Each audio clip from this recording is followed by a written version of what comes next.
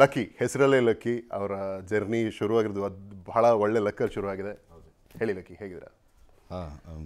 ತುಂಬ ಚೆನ್ನಾಗಿದ್ದೀನಿ. ಹೊಸ ವರ್ಷದ ಸಂಭ್ರಮ? ಹೊಸ ವರ್ಷ ಸಂಭ್ರಮ ಹೋದ ವರ್ಷನೇ ಸ್ಟಾರ್ಟ್ ಆಗೋಯಿತು.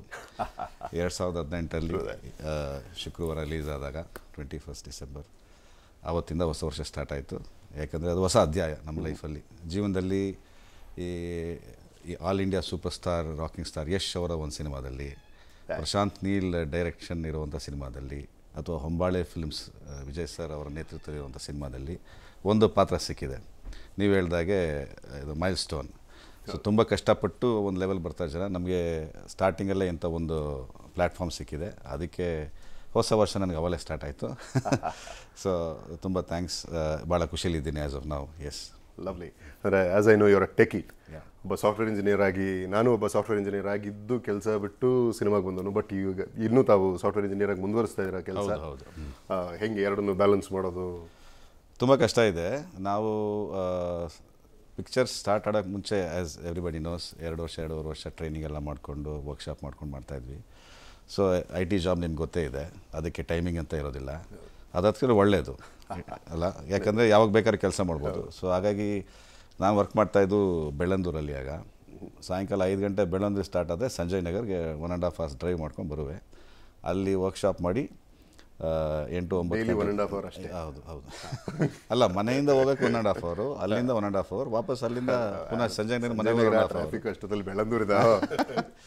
ಸೊ ಅಷ್ಟೆಲ್ಲ ಅದೇ ಶ್ರಮ, ಅದು ಪ್ರಯತ್ನ. ಯಾಕಂದರೆ ಟಾರ್ಗೆಟ್ ಒಂದಿತ್ತು, ಹೋಗಿ ಮಾಡಲೇಬೇಕು, ದಕ್ಕಿಸ್ಕೊಳ್ಳೇಬೇಕು ಅಂತ.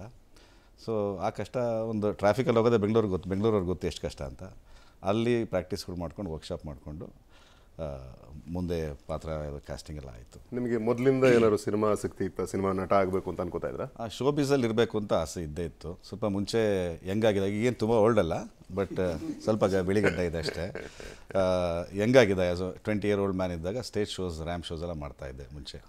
ಸೊ ಶೋ ಬೀಸಲ್ಲಿ ಇರೋಕ್ಕೆ ಮುಂಚೆಯಿಂದ ಆಸೆ ಇತ್ತು. ಬಟ್ ಅನ್ಫಾರ್ಚುನೇಟ್ಲಿ ಮುಂದೆ ಹೋಗೋಕ್ಕಾಗಲಿಲ್ಲ. ಬಟ್ ಎಲ್ಲದಕ್ಕೂ ಟೈಮ್ ಬರಬೇಕು ಅಂತ ಅಮ್ಮ ಹೇಳ್ತಾ ಇರ್ತಾರೆ. ಸೊ ಈಗ 2018 ಆ ಟೈಮ್ ಬಂದಿದೆ. Back to show bees. Super. So ಬಹಳ ವರ್ಷದ ಕನಸು ಈಗ ನೆರವೇರಿದೆ. ಶೋ ಬೀಸ್ಗೆ ಬರಬೇಕು ಇರಬೇಕು ಅನ್ಕೋತಾ ಇದ್ರಿ, ಈ ಮಟ್ಟಿಗೆ ಬರ್ತೀರ ಅಂತ ಗೊತ್ತಿತ್ತಾ? ಡೆಫಿನೆಟಾಗಿಲ್ಲ. ಬಟ್ ಒಂಥರ ಏನಂತಾರೆ ಅದಕ್ಕೆ, ವೆರಿ ಲಕ್ಕಿ. ಹೆಸರಲ್ಲೇ ಲಕ್ಕಿ ಇದೆಯಲ್ಲ. ಹೌದು. Yes sir. Avinash sir, good evening sir. Very good evening. At the very beginning ನಿಮ್ಮ ಜೊತೆ ಇದೊಂದು ಜಾಗದಲ್ಲಿ ಕೂತ್ಕೊಂಡು ಒಂದು ಶೋ ನಡೆಸ್ಕೊಡ್ತಾ ಇರೋದು, ನಾವು ಒಂದು ಪಾತ್ರ ಆಗಿರೋದು, it's an honour. Thank you very much. Public ಟಿವಿಗೂ ನನ್ನ ತುಂಬ ಕೃತಜ್ಞತೆಗಳನ್ನ ಸಲ್ಲಿಸ್ತೀನಿ. ರೈಟ್, ನಾನು ಬೇಸಿಕಲಿ ಒಂದು ಬಿಸ್ನೆಸ್ ಮ್ಯಾನ್ ಸರ್. ನಂದು ಚಿನ್ನಸ್ವಾಮಿ ಸ್ಟೇಡಿಯಮಲ್ಲಿ run the bar and restaurant.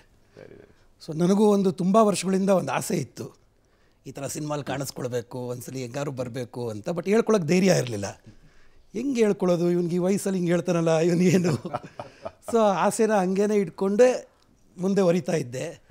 ಒಂದು ಸಲ ನಮ್ಮ ಪನಗಾಭರಣ ಅವರು ನಂಗೆ ಭುವನ್ ಅವ್ರನ್ನ ಇಂಟ್ರೊಡ್ಯೂಸ್ ಮಾಡಿಕೊಟ್ರು.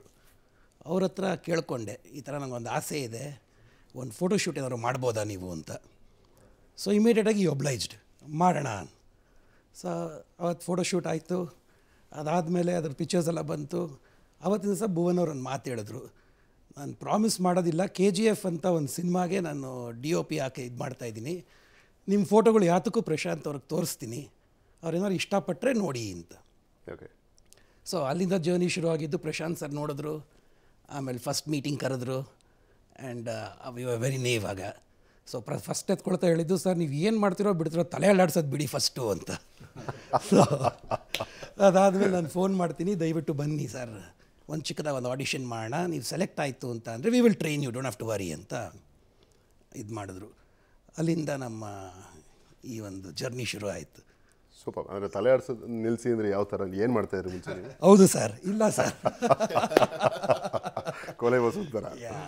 ಇಂಟ್ರೆಸ್ಟಿಂಗ್ ಆಗಿದೆ. But I would like to ನಾನು ತುಂಬ ಯಾವಾಗಲೂ ಇದನ್ನು ಹೇಳ್ಕೊಳ್ಬೇಕು ಅಂತ ಅಂದ್ಕೊಳ್ತೀನಿ. ಬಟ್ ಓಟ್ ಶೋಗೂ ಇಲ್ಲಿ ಬಂದಾಗ ಹಂಗೆ ಹೋದೆ. ಎಷ್ಟು ಸಲ ನಮ್ಮ ಪ್ರಶಾಂತ್ ಸರ್ಗೆ ಥ್ಯಾಂಕ್ ಮಾಡಿದ್ರು ಅದು ಕಮ್ಮಿನೇ, ಯಶ್ ಸರ್ಗಾಗಲಿ ನಮ್ಮ ವಿಜಯ್ ಸರ್ಗಾಗಲಿ.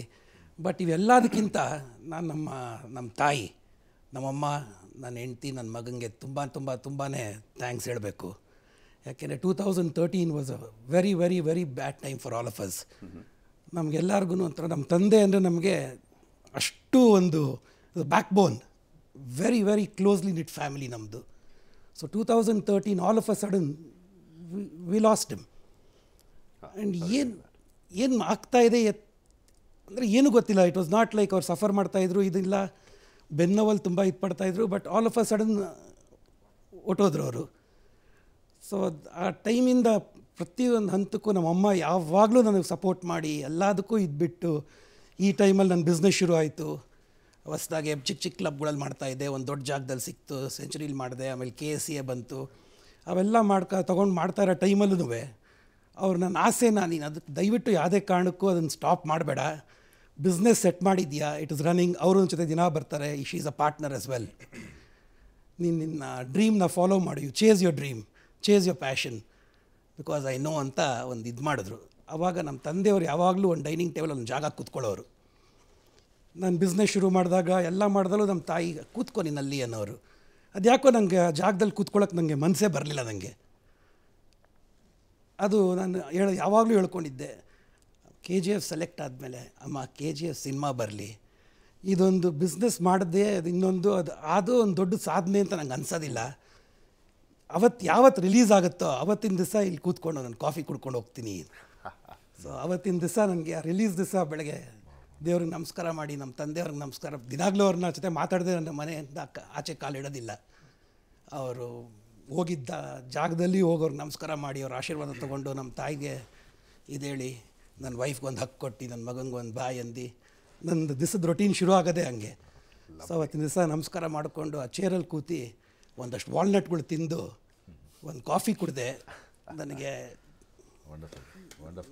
ಅದರಂಥ ಸಂತೋಷ ಇನ್ನೊಂದಿಲ್ಲ.